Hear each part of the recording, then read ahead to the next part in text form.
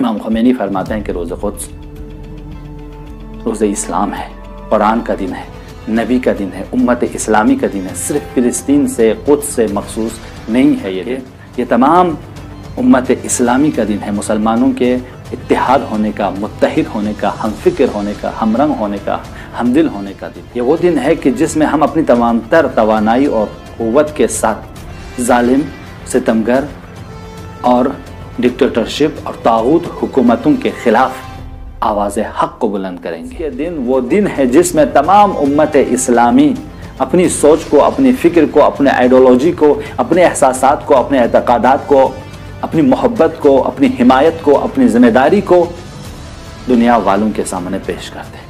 अज़ीज़ों, हमारे उलमा, हमारे मुफ़क्किरीन हम और आपसे फरमाते हैं कि क़ुद्स के दिन आप कुछ चीज़ों को हमेशा याद रखें। क़ुद्स को याद रखें, फिर मज़लूम फ़िलिस्तीनियों को याद रखें, मज़लूमान आलम को याद रखें, मुस्तज़अफ़ लोगों को याद रखें, जहाँ जहाँ जुल्म हो रहा है उन इलाकों को याद रखें और ज़ालिमीन को भी याद रखें। यह हमारी ज़िम्मेदारी है। हम मुक़ाम मुअज़्ज़म रहबरी के फरमान को पेश करने वाले हों, उनके फरमान के मुताबिक अपनी ज़िंदगी बसर करें।